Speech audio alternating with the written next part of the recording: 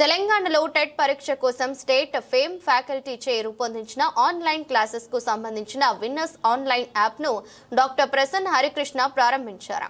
ఈ winners online app ద్వారా రాష్ట్ర స్థాయి టీచింగ్ నిపుణులచే క్లాసులు ఉంటాయని తెలిపారు. కరీంనగర్ నగర కేంద్రంలో ఏర్పాటు చేసిన మీడియా సమావేశంలో డాక్టర్ ప్రసన్న హరికృష్ణ మాట్లాడుతూ తెలంగాణలోని 33 జిల్లాల్లో గల టెట్ అభ్యర్థులకు ఈ యాప్ ద్వారా మేలు జరుగుతుందన్నారు. తర్వాత గ్రూప్ 1 ఇష్యూ మీరు పేపర్ లోపల వార్తల లోపల చూస్తూనే ఉంటారు. మీ అందరు కూడా గ్రూప్ 1 అభ్యర్థులకు చాలా తీవ్రమైనటువంటి అన్యాయం జరిగింది.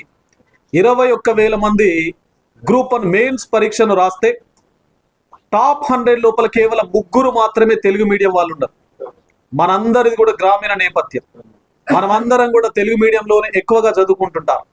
ఇంగ్లీష్ మీడియంలో చదువుకునేటువంటి పిల్లలు ఎవరైతే ఉన్నారో కొంచెం డబ్బులు ఉన్నటువంటి వాళ్ళు మాత్రమే చదువుకుంటారు. డబ్బులు లేని వాళ్ళు, ఆర్థికంగా ఇబ్బంది ఉన్న వాళ్ళు, మధ్యతరగతికి సంబంధించినటువంటి వ్యక్తులు తెలుగు లోపల చదువుకుంటుంటారు.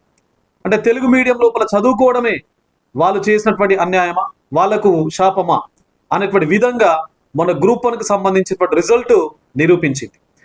మరి అలాంటి కాంటెక్స్ లోపల గ్రాడ్యుయేట్ ఎమ్మెల్సీ లోపల గెలిచినటువంటి ఎమ్మెల్సీ నిరుద్యోగుల పక్షాన నిలబడాలి, వాళ్ళకు ధైర్యంగా ఉండాలి, వాళ్ళకు భరోసాని కల్పించాలి. మరి ఏ పోటీ చేసినటువంటి అభ్యర్థి వాళ్ళ పక్షాన లేడు. మళ్ళీ వాళ్ళ పక్షాన గతంలో అండ్ ఓడిపోయిన కూడా ప్రసన్న హరికృష్ణ నిరుద్యోగుల పక్షాన ఉన్నాడు. తొలి వెలుగు ఇంటర్వ్యూ లోపల కానీ, జీ తెలుగు న్యూస్ ఇంటర్వ్యూ లోపల కానీ, సుమన్ టీవీ ఇంటర్వ్యూ లోపల కానీ, విక్రమ్ టీవీ చాలా రకాల డిబేట్స్ అండ్ డిస్కషన్స్ లోపల ప్రసన్న హరికృష్ణ మాట్లాడిండు. నిరుద్యోగుల తరఫున గ్రూప్ 1 అన్యాయాన్ని వ్యతిరేకించడం జరిగింది. అదే విధంగా ప్రెస్ క్లబ్ సోమాజిగూడ లోపల ప్రెస్ మీట్ పెట్టి ఈ విషయం కేవలం ఒక 4 గోడలకు మాత్రమే పరిమితం కావద్దు, రాష్ట్ర ప్రజలకు కూడా ఇక్కడ జరిగేటువంటి అన్యాయం తెలవాలి అని చెప్పేసి నేను మాట్లాడడం జరిగింది. మొన్నటికి మొన్న మీ అందరూ చూసే ఉంటారు, హెచ్సియు భూములకు సంబంధించినటువంటి అంశం ఏదైతే ఉందో, హెచ్సియు లోపల చదువుకుంటున్నటువంటి రీసెర్చ్ చేస్తున్నటువంటి విద్యార్థులు ఎవరైతే ఉన్నారో వారికి సంబంధించినటువంటి భూమి వారికి అఫీషియల్ గా డాక్యుమెంట్ లేకపోవచ్చు.